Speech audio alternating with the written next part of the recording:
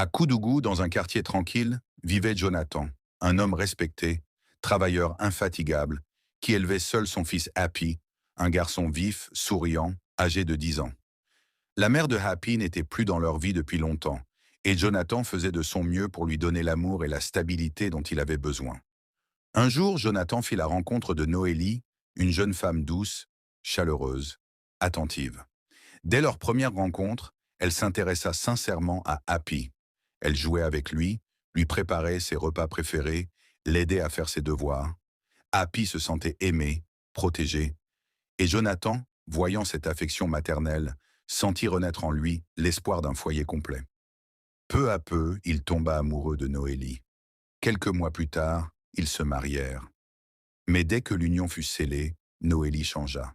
Son sourire s'effaça. Ses gestes doux disparurent. Elle devint pour Happy une ombre menaçante. Elle lui parlait durement, l'humiliait, l'affamait parfois, le réveillait pour des corvées interminables. Happy vivait désormais un cauchemar à huis clos, traité comme un intrus dans sa propre maison. Pourtant, Jonathan ne voyait rien.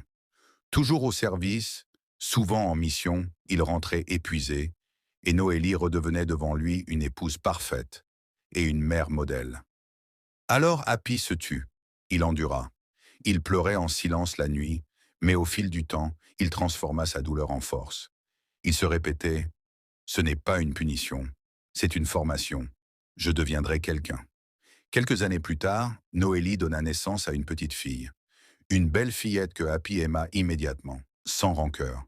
Mais pour lui, rien ne changea. Noélie continua à le traiter comme un étranger, voire un fardeau. Ses violences devinrent silencieuses, plus sournoises, mais tout aussi cruelles. Happy grandit malgré tout. Il devint un jeune homme déterminé, discipliné, forgé par les épreuves.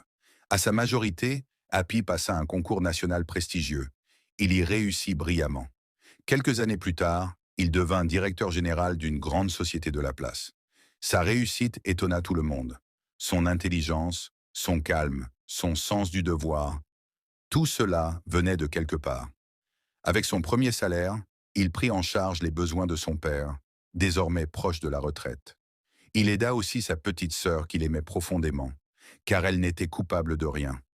Mais jamais une seule fois, il ne chercha à se venger. Il avait enterré la douleur dans son silence.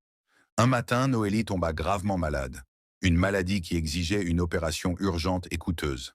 Sans cette opération, sa vie ne tenait plus qu'à un fil. Jonathan, effondré, n'avait pas les moyens de payer. Il hésitait à demander de l'aide à Happy, mais au fond, il savait